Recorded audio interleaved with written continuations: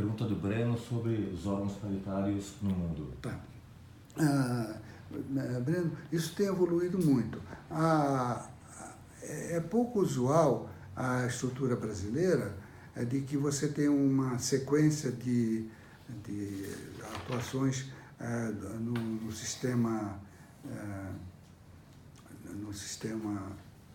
administrativo, e ao fim dele você inicia o processo judicial na primeira instância. Então é pouco usual isso daí. Normalmente ou o sistema é judicializado de saída ou é administrativo. Por exemplo, na França, depois que o tribunal administrativo resolveu, acabou, não tem conversa no judiciário. Aquele já é o judiciário para esse propósito. Aqui no Brasil era assim, né, professor? Antigamente, até no Código Tributário Nacional, havia a proposição da multa, o fiscal não tinha o poder de constituir o crédito tributário pelo lançamento. Não, estou falando de outra coisa, Eurico. Estamos falando de acesso à jurisdição administrativa ou judicial.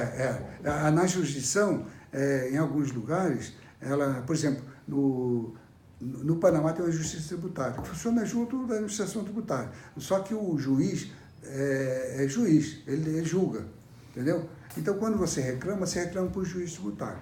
E ele resolve. Tá? Só em casos de constitucionalidade, não sei o que lá, ele já resolve isso daí. Mas é o juiz singular, no caso aí. Né? Quando você tem...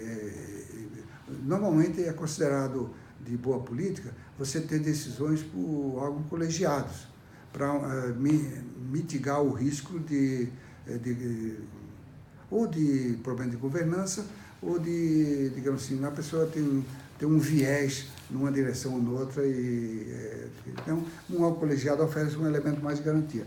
Nesse órgão colegiado, não tem muitos casos que você tem uma distribuição paritária, não, sabe?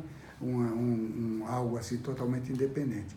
Quando o Brasil criou o Conselho de Contribuintes, isso muito tempo atrás, não é? A primeira metade do século XX, ele se deu bem com isso daí, porque o contribuinte tinha muito poder. O contribuinte e esse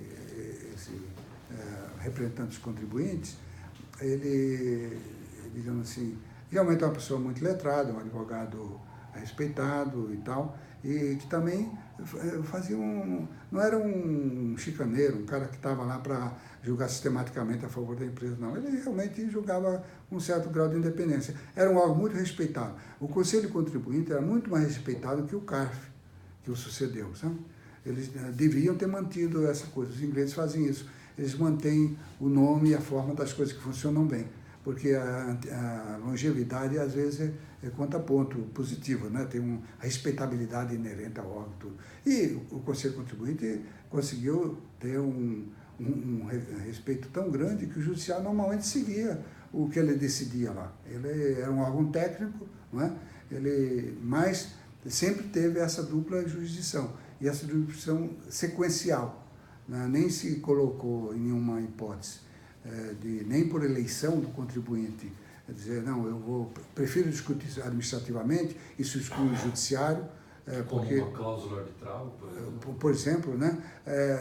Mas aí o judiciário tem que abrir mão dessa coisa que eu sou Deus e ninguém pode impedir que venha a mim, não é?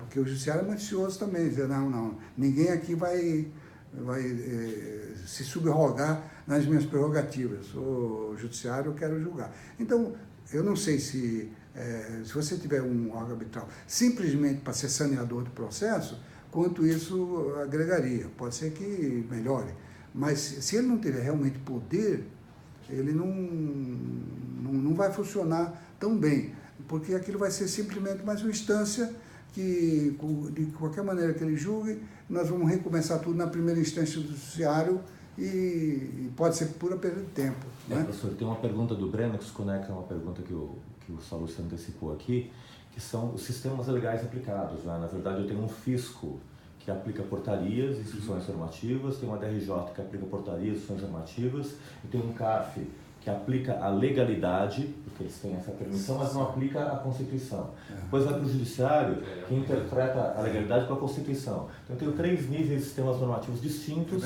sendo aplicados ao mesmo caso em diversas instâncias. Então, criam... É verdade. O problema da constitucionalidade é muito difícil lidar com ele, porque para você ter um sistema eficiente, você precisaria exaurir o processo no nível mais baixo que o Supremo, né? Mas se alguém alegar a inconstitucionalidade, como é que um órgão administrativo, um órgão que está sujeito à portaria do ministro, não é? Ele vai dizer, não, o que o ministro dispôs nessa portaria está mal, porque isso aí é inconstitucional, não é? Então, existe uma contradição aqui. O senhor que atuou na Receita Federal por várias décadas, o fisco parece que nunca seguiu muito o CARF, não é? O CARF, o Conselho de Contribuintes, não obstante ele decidir em última instância, hoje ainda há regras de vinculação, tentativas, mas nunca segue. Sempre faltou legitimidade a esse órgão dentro da Receita, ou isso foi diferente no passado? O que acontece é que o CARF nunca teve poder vinculante nas suas decisões, né? Ele nunca foi construído, nem o Conselho Contribuinte foi. O que acontecia no caso do Conselho Contribuinte é que ele tinha uma respeitabilidade muito grande. Então, o fiscal se inibia de autuar uma coisa que o Conselho Contribuinte já declarou que não procedia. Então, existia um certo autopoliciamento quando havia pronunciamento do Conselho. Mas era mais em termos morais, vamos dizer assim. Nunca vinculou a decisão do fiscal de autuar ou não autuar. Né? Fabrício,